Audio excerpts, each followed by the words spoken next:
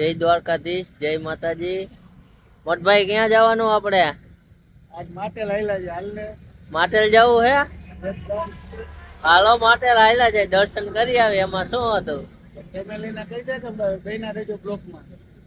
હા, સપોર્ટ કરતા રહેજો મોટભાઈ ને। મિત્રો, આ માટેલ બહુ મોટું જૂનું મંદિર છે। અહીંયા આપણે જાય છીએ, આ બહુ જૂનું મંદિર છે, તો ચાલો આપણે જઈએ।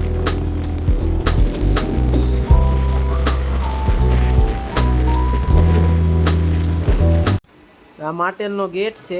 અહીંયા આપણે આ ઢુવા થઈને જવાય છે। આ ઢુવામાં ચોકડી પાસેથી જવાય છે, મોરબી આગળ આવ્યું છે ત્યાંથી। તો ચાલો આગળ બના રહેજો બ્લોગમાં।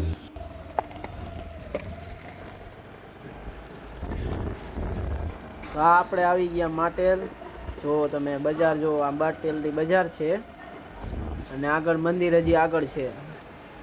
હજી તો અંદર આ મંદિર આવ્યું જો હમણાં ગેટ આવશે। આ ગેટ છે, આ એની બજાર છે। ઓમ માટેલમાં કોઈ દી આડા દિવસે આવો ને તો જ સારું, બાકી જો તહેવાર હોય ને તો અહીંયા તો પગ મૂકવાની જગ્યા ન હોય। બહુ જૂનું મંદિર છે। અહીંયા અત્યારે તો જો આડા દિવસે આવ્યા છીએ ને તો એટલી બધી ગળદી નથી, નકર તો અહીંયા પગ મૂકવાની જગ્યા ન હોય। જો અહીંયા બધા જો અહીંયા તમને અગરબત્તી બધું પ્રસાદી બધું મળી જ રહેશે। આ ગેટ આવી ગયો છે માતાજીના મંદિરનો। બહુ જૂનું મંદિર છે મિત્રો, ઘણા વર્ષથી આ મંદિર છે। જો આ મંદિર અંદર જાય હી,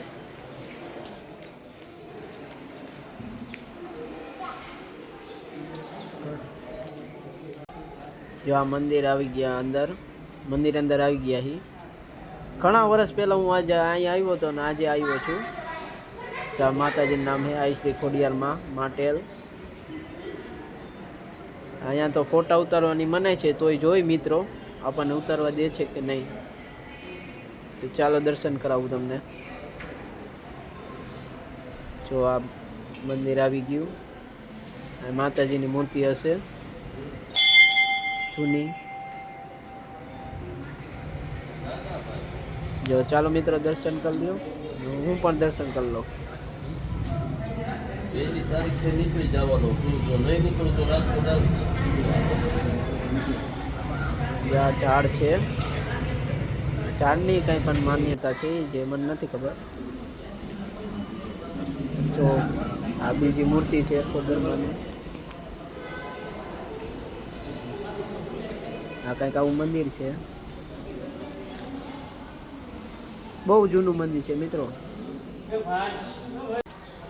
મિત્રો તો આ બીજું મંદિર છે, ત્યાં તો આપણને વિડીયો બંધ કરાવી દીધો। તો અહીંયા એની બાજુમાં જ છે, આ પણ ખોડલમાનું જ મંદિર છે।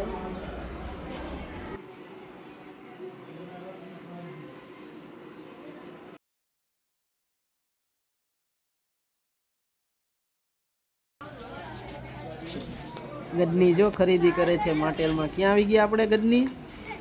માટેલ આવી ગયા છે। લઈ લે હવે દોરો, હાલ દોરો લઈ લે, પછી આપણે આગળ જાય।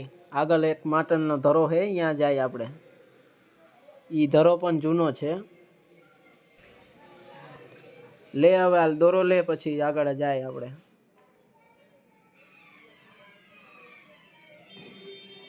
આ કંઈક દુકાન આ ભાઈની।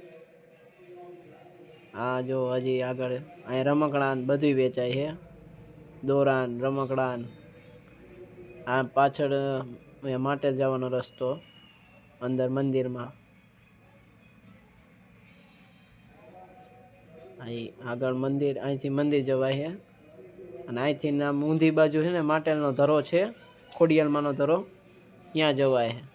આ રસ્તો ટપીને છે, જો સામે રસ્તો દેખાય ને અહીંયાથી જવાય છે। તો ચાલો અહીંયા પણ જાય। જો આ ગેટ આવ્યો, આ રસ્તો છે, એ રસ્તાથી ઓલી બાજુ રહે ને માટેલનો ધરો છે। એ માટેલના ધરામાં એક મગર રહે છે। મગર ક્યાંથી આવે છે કોઈને ખબર નથી। તો ચાલો અહીંયા જાય ને તમને માટેલનો ધરો બતાવું। હા, મગર હશે તો તે પણ બતાવીશ। તેના પણ દર્શન કરી લેજો. જો આ બાજુ માટેનો ધરો છે. આ મગરની મૂર્તિ આવી. મગર સાંજે આરતી ટાણે અહીંયા આવી જાય છે કાંઠે અને આરતીનો લાવો લે છે. જો આ માટેલીયો ધરો કહેવાય આને. આના આજુબાજુના વિસ્તારના લોકો એને માટેલ ધરો જ કહે છે. આનું પાણું એટલી મીઠું છે ને કે અહીંના લોકો તેને પીવા માટે પણ વાપરે છે. ચાલો તો આપણે આમાં હાથ ધોઈ લઈ. મનાય છે કે એવું કે આમાં હાથ ધોવાથી એના પણ મનને શાંતિ મળે છે. તો ગજની પહેલાં જશે, પછી આપણે હું જઈશ. તો જોઈ લે તમે, આવો કંઈક છે.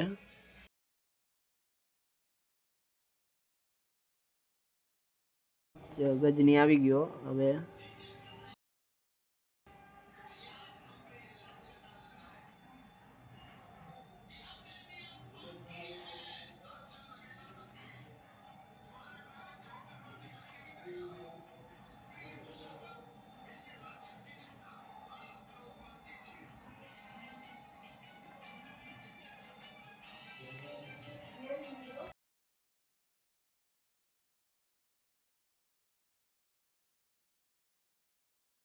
ચાલો તો હવે અહીંથી ઘરે તરફ જાય. તો પેલા આપણે અહીંથી ચાંદલો કરી લઈ.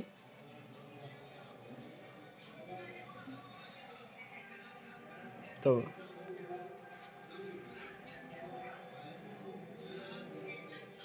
જુઓ તો આ તો માટેલ ખોડિયાલ માનું મંદિર. આ એનો ગેટ છે. આપણે ઢુવા થઈને અવાય છે માટેલ. જો તો ચાલો આપણે ઘરે જાય. હાલો મિત્રો, તો માટેલથી આવી ગયા છે કારખાને પાછા. અને અહીંયા અમારા બધા નંગ પણ મળી ગયા છે. જુઓ તમે એકવાર. એક અમારા ભાઈ અહીંયા વાંહે બેઠા એ જો.